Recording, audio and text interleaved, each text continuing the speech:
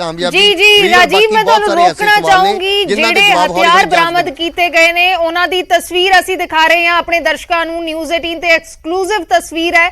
ਜਿਹੜੇ ਹਥਿਆਰ ਗੈਂਗਸਟਰਾਂ ਦੇ ਕੋਲੋਂ ਬਰਾਮਦ ਹੋਏ ਨੇ, ਜਿਹੜੇ ਸ਼ਾਰਪ ਸ਼ੂਟਰ ਐਨਕਾਊਂਟਰ 'ਚ ਮਾਰੇ ਗਏ ਨੇ ਜਗਰੂਪ ਰੂਪਾ ਤੇ ਮੰਨੂ ਖੁੱਸਾ, ਉਹਨਾਂ ਤੋਂ ਇਹ ਹਥਿਆਰ ਬਰਾਮਦ ਹੋਏ ਨੇ। एक पिस्टल का पहला जिक्र हो रहा सी, AK-47 का जिक्र हो रहा सी, लेकिन ये वो तस्वीर है जेडे हथियार उन्हां तो मिले ने। 2 पिस्टल ने ते एक AK-47 है, नाल ही जेड़ा असला है, जो गोलियां ने वो भी नजर आ रही ने इस तस्वीर दे विच। न्यूज़ 18 ते एक्सक्लूसिव तस्वीर दिखा रहे हैं। सब तो पहला न्यूज़ 18 दे उत्ते तस्वीर दिखा रहे हैं कि गैंगस्टरां दे कोल, इन्हां शार्प शूटरां दे कोल किहड़े हथियार सी। ये जिहड़ी AK-47 मिली है, इस नूं लैके भी जांच की जा रही है कि की ये ओही AK-47 है जिस दे नाल सिद्धू मूसेवाला दा कतल किया गया या सिद्धू मूसेवाला ते गोलियां चलाईयां गईयां। तां ये भी जांच दा विषय है। फोरेंसिक टीमां जांच दे विच लगियां होईयां ने। उन्हां दे वल्लों जदों तक कोई पुख्ता जानकारी नहीं आउंदी, अजे जांच चल रही है कि की ये हथियार कतल दी वारदात च इस्तेमाल किए गए हो सकदे ने। मन्नू खुस्सा ते जगरूप रूपा दोवें शार्प शूटर फरार चल रहे सी। लगातार इन्हां दी भाल कीती जा रही सी ते हुण अमृतसर दे कोल इस पिंड दे विच इन्हां दा एनकाउंटर किया गया है। इन्हां नूं वार-वार सरेंडर करन दे लई कहा गया, लेकिन सरेंडर नहीं कीता, सगों पुलिस ते फायरिंग कीती। जो पुलिस दे वल्लों ADGP दे वल्लों कल जानकारी सांझी कीती गई कि इन्हां नूं वार-वार सरेंडर करन दे लई कहा गया, लेकिन इन्हां ने सरेंडर नहीं कीता, सगों पुलिस ते फायरिंग कीती। जिस तो बाद जवाबी फायरिंग दे विच ये दोवें गैंगस्टर, दोवें शार्प शूटर मारे गए थे। ये हथियार इन्हां तो बरामद होए ने। AK-47 ते 2 पिस्टल गोलियां नजर आ रही ने। जिहड़ा इन्हां दे कोल असला सी AK-47 जिस दा इस्तेमाल किया गया, पुलिस ते फायरिंग की गई। इन्हां दोवां दे कोले हथियार मौजूद सी जो रिकवर किए गए ने, बरामद किए गए ने।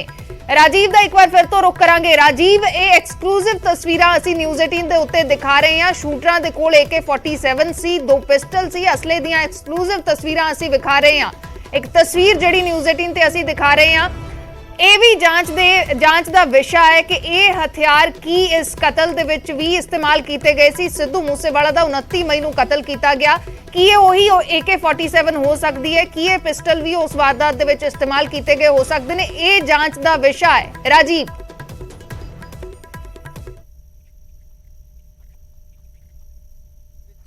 ਇਹ 2 ਸਵਾਲ ਸੀ ਜਦੋਂ ਤੱਕ ਇਹ ਐਨਕਾਊਂਟਰ ਖਤਮ ਨਹੀਂ ਹੋਇਆ। ਹਰ ਕਿਸੇ ਦੇ ਦਿਮਾਗ ਦੇ ਵਿੱਚ ਸੀ ਕਿ ਆਖਿਰਕਾਰ ਇਹਨਾਂ ਦੇ ਕੋਲ ਕਿਹੜੇ ਐਸੇ ਵੈਪਨ ਨੇ ਜਿਹੜੇ ਕਿ ਪੁਲਿਸ ਦੀ ਟੀਮ ਦੇ ਨਾਲ ਇਸ ਤਰੀਕੇ ਦੇ ਨਾਲ ਡਟ ਕੇ ਮੁਕਾਬਲਾ ਕਰ ਰਹੇ ਨੇ। ਔਰ ਜਦੋਂ ਇਹ ਐਨਕਾਊਂਟਰ ਖਤਮ ਹੁੰਦਾ ਉਸ ਤੋਂ ਬਾਅਦ ਇੱਕ ਤਸਵੀਰ ਵੀ ਸਾਹਮਣੇ ਆਉਂਦੀ ਹੈ ਜਿਸ ਦੇ ਵਿੱਚ ਜਗਰੂਪ ਰੂਪਾ ਦੀ ਜੋ ਡੈੱਡ ਬੋਡੀ ਹੈ ਉਸ ਦੇ ਕੋਲ ਇੱਕ AK-47 ਪਈ ਹੋਈ ਨਜ਼ਰ ਆ ਰਹੀ ਹੈ। ਉਸ ਤੋਂ ਬਾਅਦ ADGP ਦੇ ਨਾਲ ਜਦੋਂ ਗੱਲਬਾਤ ਕੀਤੀ ਗਈ ਤਾਂ ਉਹਨਾਂ ਨੇ ਕਿਹਾ ਕਿ ਇੱਕ AK-47 ਅਤੇ ਇੱਕ ਪਿਸਟਲ ਜਿਹੜਾ ਉਹ ਹੁਣ ਤੱਕ ਬਰਾਮਦ ਹੋਇਆ ਔਰ ਇੱਕ ਬੈਗ ਵੀ ਉਹਨਾਂ ਦੇ ਕੋਲ ਮੌਜੂਦ ਸੀ। ਉਸ ਬੈਗ ਦੀ ਜਾਂਚ ਕੀਤੀ ਜਾ ਰਹੀ ਹੈ ਔਰ ਫੋਰੈਂਸਿਕ ਜਾਂਚ ਦੇ ਵਿੱਚ ਇਹ ਵੀ ਇੱਕ ਹਿੱਸਾ ਸੀ ਕਿ ਉਸ ਬੈਗ ਦੇ ਵਿੱਚ ਆਖਿਰਕਾਰ ਕੀ ਹੈ। ਤਾਂ ਹੁਣ ਜਿਹੜੀ ਤਸਵੀਰ ਸਾਡੇ ਕੋਲ ਪਹੁੰਚੀ ਹੈ ਜਿਸ ਦੇ ਵਿੱਚ 2 ਪਿਸਟਲ ਨਜ਼ਰ ਆ ਰਹੇ ਨੇ ਔਰ ਜਿਹੜੇ ਕਾਰਤੂਸ ਨੇ ਉਹ ਨਜ਼ਰ ਆ ਰਹੇ ਨੇ ਔਰ AK-47 ਉਹਨਾਂ ਦੇ ਕੋਲ ਹੋਣਾ ਆਪਣੇ ਆਪ ਦੇ ਵਿੱਚ ਇੱਕ ਵੱਡੀ ਗੱਲ ਹੈ। ਜਦੋਂ ਸਿੱਧੂ ਮੂਸੇਵਾਲਾ ਦਾ ਕਤਲ ਹੋਇਆ ਸੀ ਤਾਂ ਉਸ ਵੇਲੇ ਵੀ ਇਹ ਸਵਾਲ ਉੱਠ ਰਹੇ ਸਨ ਕਿ ਆਖਿਰਕਾਰ ਕਿਹੜਾ ਵੈਪਨ ਹੈ ਜਿਸ ਦੇ ਨਾਲ ਉਸ ਦੇ ਉੱਪਰ ਹਮਲਾ ਕੀਤਾ ਗਿਆ। ਤਾਂ ਹੁਣ ਇੱਕ ਨਵਾਂ ਜਿਹੜਾ ਸਵਾਲ ਹੈ ਉਹ ਹਰ ਕਿਸੇ ਦੇ ਦਿਮਾਗ ਦੇ ਵਿੱਚ ਹੈ ਜਿਸ ਦੇ ਬਾਰੇ ਕੱਲ ਪੁੱਛਿਆ ਵੀ ਗਿਆ ADGP ਨੂੰ ਕਿ ਆਖਿਰਕਾਰ ਇਹ ਉਹੀ AK-47 ਤਾਂ ਨਹੀਂ ਹੈ ਜਿਸ ਦੇ ਨਾਲ ਸਿੱਧੂ ਮੂਸੇਵਾਲਾ ਦੇ ਉੱਪਰ ਅਟੈਕ ਕੀਤਾ ਗਿਆ ਸੀ। ਤਾਂ ਉਹਨਾਂ ਦਾ ਕਹਿਣਾ ਸੀ ਕਿ ਇਸ ਦੀ ਜਾਂਚ ਕੀਤੀ ਜਾ ਰਹੀ ਹੈ। ਫੋਰੈਂਸਿਕ ਜਾਂਚ ਦੇ ਵਿੱਚ ਇਹ ਸਪਸ਼ਟ ਹੋਏਗਾ ਕਿ ਆਖਿਰਕਾਰ ਜਿਹੜੇ उस वेले फायर किए गए या उस वेले जड़े बुलेट उस वेले जड़े गन शॉट सी उन्हां दा मिलान किया जाएगा कि आखिरकार इसे वैपन दे जो है बुलेट फायर सी या फिर ये वैपन जेकर उस वेले होर वैपन वरत्या गया ये होर है तो वह अपने आप दे विच एक होर वड्डा सवाल खड़ा हो जाता कि आखिरकार इन्नी वड्डी तादाद दे विच इन्हां दे कोल हथियार जिहड़े ने वो आखिरकार आए कितों।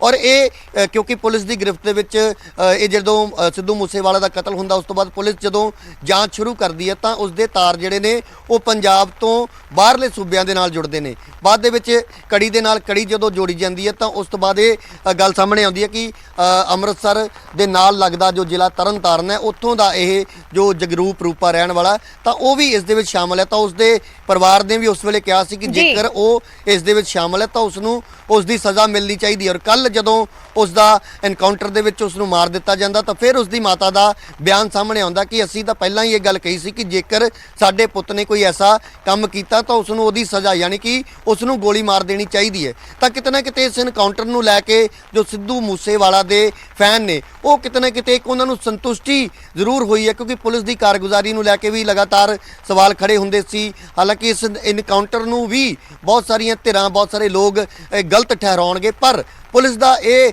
ਪੱਖ ਹੈ ਕਿ ਅਸੀਂ ਸਭ ਤੋਂ ਪਹਿਲਾਂ ਸਾਡੀ ਕੋਸ਼ਿਸ਼ ਇਹ ਹੁੰਦੀ ਹੈ ਕਿ ਕਿਸੇ ਵੀ ਕ੍ਰਿਮੀਨਲ ਨੂੰ, ਕਿਸੇ ਵੀ ਅਪਰਾਧੀ ਨੂੰ ਜੋ ਹੈ ਇਸ ਤਰੀਕੇ ਦੇ ਨਾਲ ਐਨਕਾਊਂਟਰ ਕਰਨ ਤੋਂ ਪਹਿਲਾਂ ਮੌਕਾ ਦਿੱਤਾ ਜਾਂਦਾ, ਉਸ ਨੂੰ ਇਹ ਹਦਾਇਤ ਕੀਤੀ ਜਾਂਦੀ ਹੈ ਕਿ ਜੇਕਰ ਉਹ ਚਾਹੇ ਤਾਂ ਉਹ ਆਤਮ ਸਮਰਪਣ ਕਰ ਸਕਦਾ। ਤਾਂ ਕੱਲ ਵੀ ਇਹੀ ਹੋਇਆ, ਪੁਲਿਸ ਨੇ ਸਭ ਤੋਂ ਪਹਿਲਾਂ ਉਹਨਾਂ ਨੂੰ ਸਰੈਂਡਰ ਕਰਨ ਦੇ ਲਈ ਕਿਹਾ, ਪਰ ਜਦੋਂ ਉਹਨਾਂ ਨੇ ਪੁਲਿਸ ਦੀ ਟੀਮ ਦੇ ਉੱਪਰ ਫਾਇਰਿੰਗ ਸ਼ੁਰੂ ਕਰ ਦਿੱਤੀ ਤਾਂ ਫਿਰ ਪੁਲਿਸ ਦੇ ਕੋਲ ਹੋਰ ਕੋਈ ਚਾਰਾ ਨਹੀਂ ਬਚਿਆ, ਜਿਸ ਤੋਂ ਬਾਅਦ ਕਿਉਂਕਿ ਜਵਾਬੀ ਕਾਰਵਾਈ ਦੇ ਵਿੱਚ ਪੁਲਿਸ ਨੂੰ ਵੀ ਫਾਇਰਿੰਗ ਕਰਨੀ ਪਈ ਔਰ ਇਹ ਫਾਇਰਿੰਗ ਲਗਾਤਾਰ 4.5 ਘੰਟੇ ਤੱਕ ਚੱਲਦੀ ਰਹੀ। ਆਸ-ਪਾਸ ਦੇ ਪਿੰਡਾਂ ਵਾਲੇ ਜਿਹੜੇ ਲੋਕ ਨੇ ਉਹ ਵੀ ਇਸ ਆਪਰੇਸ਼ਨ ਜਦੋਂ ਸ਼ੁਰੂਆਤ ਹੁੰਦੀ ਇੱਕਦਮ ਹੈਰਾਨ ਹੁੰਦੇ ਨੇ ਕਿ ਆਖਿਰਕਾਰ ਇਹ ਜੋ ਗੈਂਗਸਟਰ ਨੇ, ਕਿਉਂਕਿ ਪਹਿਲਾਂ ਇਹ ਵੀ ਸਵਾਲ ਉੱਠਿਆ ਕਿ ਸ਼ਾਇਦ ਕੋਈ ਦਹਿਸ਼ਤਗਰਦ ਨੇ ਜਿਹੜੇ ਇਸ ਇਲਾਕੇ ਦੇ ਵਿੱਚ ਆ ਪਹੁੰਚੇ ਨੇ, ਕਿਉਂਕਿ ਫਾਇਰਿੰਗ ਬਹੁਤ ਜ਼ਿਆਦਾ ਹੋ ਰਹੀ ਸੀ। ਤਾਂ ਕਈ ਘੰਟੇ ਫਾਇਰਿੰਗ ਚੱਲੀ, ਪਰ ਬਾਅਦ ਦੇ ਵਿੱਚ ਜਦੋਂ ਇਹ ਸਪਸ਼ਟ ਕੀਤਾ ਗਿਆ ਪੁਲਿਸ ਵੱਲੋਂ ਕਿ ਇਹ ਦੋ ਗੈਂਗਸਟਰ ਨੇ ਜਿਹੜੇ ਕਿ ਸਿੱਧੂ ਮੂਸੇਵਾਲਾ ਦੇ ਕਤਲ ਮਾਮਲੇ ਦੇ ਵਿੱਚ ਪੁਲਿਸ ਨੂੰ ਲੋੜੀਂਦੇ ਸੀ। ਪੁਲਿਸ ਲਗਾਤਾਰ ਉਹਨਾਂ ਦੀ ਪੈੜ ਨੱਪ ਰਹੀ ਸੀ ਔਰ ਲਗਾਤਾਰ